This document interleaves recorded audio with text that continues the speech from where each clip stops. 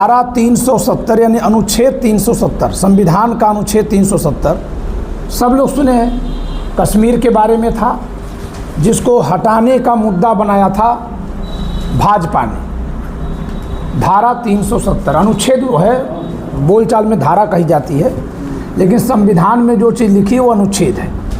बच्चा बच्चा इस अनुच्छेद को जानता है, इस धारा को जानता है। धारा 370 एक अनुच्छेद का नाम मैं ले रहा हूँ जिससे हम सब बंधे हुए हैं, बांधे गए हैं, और वह अनुच्छेद है 334। धारा 334 लालगंज की जनता बंधी हुई है, मुहम्मदाबाद गोहना विधानसभा की जनता बंधी हुई है। आप यहाँ सांसद का चुनाव लड़ सकते हैं लालगंज में? प्रधान जी, लड़ सकते हैं? सांसद का चुनाव आप लड़ सकते हैं? नहीं लड़ सकते। क्यों नहीं लड़ सकते? इसलिए नहीं लड़ सकते क्योंकि जाति आधारित प्रतिबंध लगा हुआ है। जी, आपने कहा आरक्षित सीट है और हमने क्या कहा? प्रतिबंध लगा है। तो जिसको आप आरक्षण समझते हैं, वो जिसके लिए आरक्षण है, उसका आरक्षण हमारे लिए क्या है? प्रतिबंध है। हमारे लिए क्या है? वो प्रतिबंध है। मैं आपको पूरी जिम्मेदारी से कह रहा हूं कि दुनिया के किसी भी देश के संविधान में जाति आधारित चुनाव लड़ने पर प्रतिबंध नहीं, यानी जन्म आधारित प्रतिबंध लोकतंत्र के खिलाफ है। हम मान लेते हैं कि सारे यादव लोग खराब हैं, हम मान लेते हैं सारे बाभन खराब हैं। एक अच्छा अगर पैदा हो गया तो चुनाव तो लड़ता, जनता अच्छा समझती तो जितवा देती। आपने अगर हमको चुनाव लड़ने पर ही रोक दिया, इसका मतलब हमको पूरा का पूरा खराब आपने मान लिया कि हम प्रतिनिधित्व करने के लायक नहीं। ये लोकतंत्र की संकल्पना के खिलाफ है। अपवादिक रूप से किसी को बढ़ाने के लिए तो क्षण भर रहेगा, आप दूसरे तरीके से बढ़ाइए। सबको रोक कर नहीं बढ़ा सकते। तो कितने वर्षों तक बढ़ गया? 80 वर्षों तक। 80 वर्षों से हम लोग क्या हैं? गुलाम हैं। ज़्यादा लग रहा है गुलाम कहने पर? तो अभी मैं आसास करा दे रहा हूँ। 1857 की क्रांति में हमारे रजवाड़े शहीद कर दिए गए। बाबू कुंवर सिंह से लगाए बहादुर शाह जफर तक। बाबू कुंवर सिंह आजमगढ़ से, अरे आपके आजमगढ़ में बाबू कुंवर सिंह उद्यान बना हुआ है, तो बाबू कुंवर सिंह बक्सर से थे, आरा से, वहाँ से लगाए और दिल्ली के बादशाह बहादुर शाह जफर तक साफ कर दिए गए। तो रजवाड़े खत्म हो गए।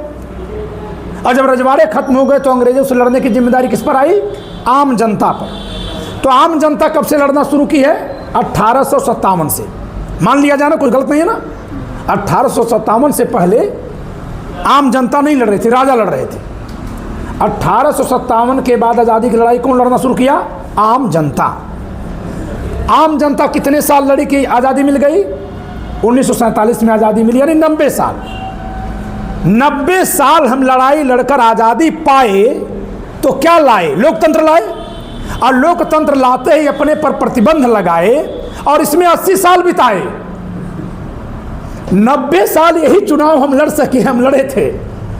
90 साल लड़कर जब हम लोकतंत्र लाए, चुनाव लड़ने का हक पाए, तो हमने खुद प्रतिबंध लगा लिए और उस प्रतिबंध को हम 80 साल तक बढ़ा चुके हैं। और अगर आज कोई पंकज त्रिपाठी यहाँ आकर नहीं बताता तो अभी हम लोग यही सोचते कि ये तो ऐसे रहेगा। सही बात है गलत प्रधान जी? है ना सही? ये लोकतंत्र की संकल्पना के खिलाफ है, ये समानता के खिलाफ है, यह मानवता के खिलाफ है। यह जन्म आधारित एक ऐसा भेदभाव पैदा किया जा रहा है जो प्रकृति के खिलाफ है। हर समाज में अच्छे बुरे लोग पैदा होते हैं, उनको अच्छा बुरा कौन कहेगा? समाज। समाज में सबको टिकट से आने दीजिए। आपको लगता है कि ज़्यादा धनी आ जाएंगे, तो ज़्यादा धनी तो वहाँ भी आ रहे हैं। आपने रोक दिया तो क्या उस समाज में कोई गरीब चुनाव जीत पा रहा है क्या? जीत तो वही रहा है ना जो सक्षम है।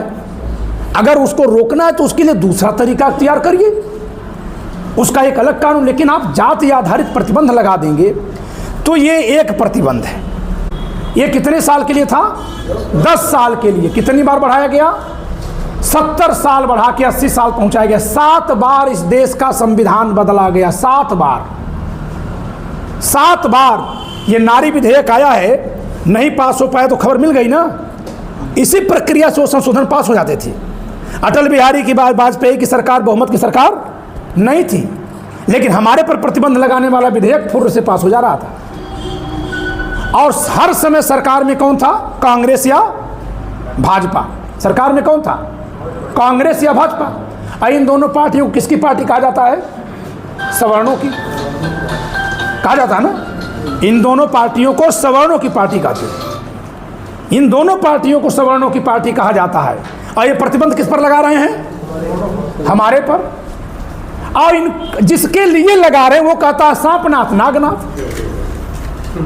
हम लोग कभी ये बात सोचते नहीं है।